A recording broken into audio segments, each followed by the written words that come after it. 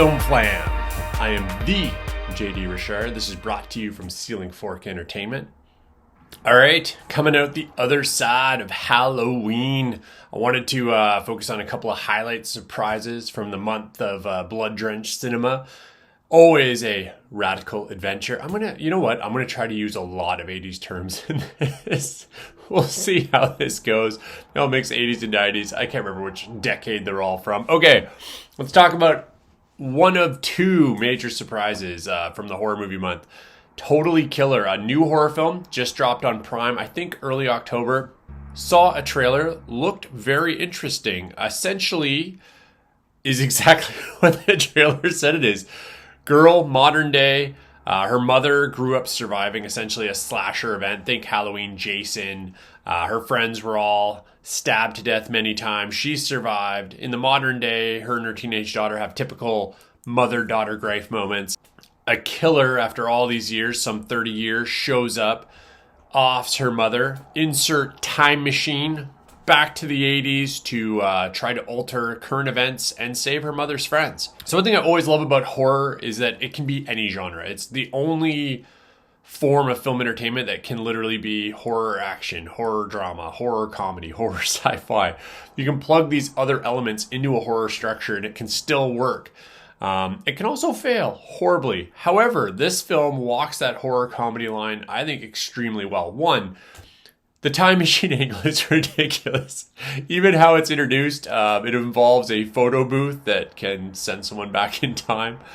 I mean, it's no DeLorean, but whatever. They own it. They sell it. They go all in on it. They take it seriously so that all the other comedic elements around it can exist. Taking a modern, very PC, female power type character and plugging her into the lawless, sexist time frame of the 80s. The comedy is gold. There's some great lines in here. And I think it shows a love for 80s film and 80s culture while also showing an appreciation that there were aspects of it that are, outdated by today's standards. But that juxtaposition, smashing those two together is hilarious. The fashion, the music, it's all on point. And some of the conversations, let me tell you, I don't know straight up if the 2000 and up crowd will feel the jokes as much here. I think they're still going to laugh. There's still plenty that's cross-generational as far as humor goes. But if you're like me and you've grown up with a real love of 80s film, especially 80s horror, man, this film is going to reach right inside you and just tickle your funny spots.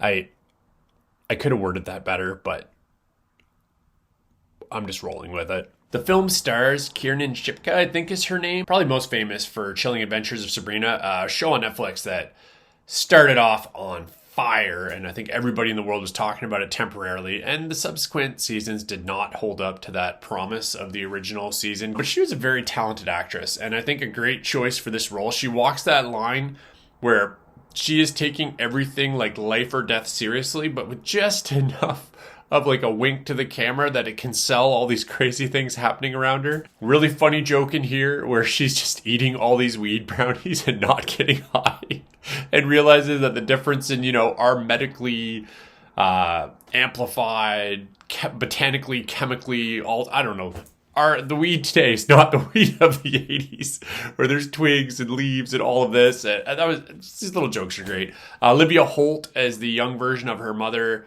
another real standout in this film. I think they play off each other great. The director, I'm going to try to pronounce this name correctly, Nanachka Khan.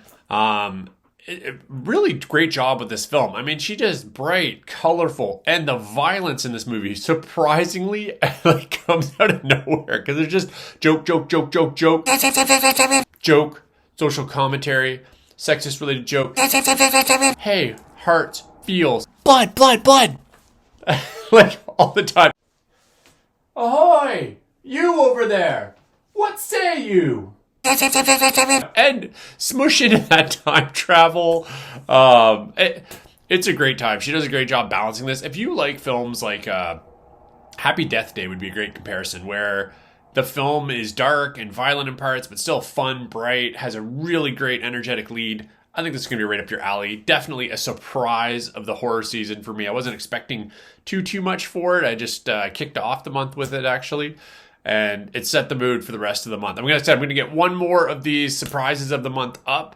One that I took a little long to watch. Now, in retrospect, probably shouldn't have. And then I've got a new series coming out. It's going to start number 1, Nerd Hard, where I'm going to go all in on the new Superman animated series, taking a step away from the month of horror. Really looking forward to that. Going to deep dive and get into the inner outs of one of the world's most legendary hero.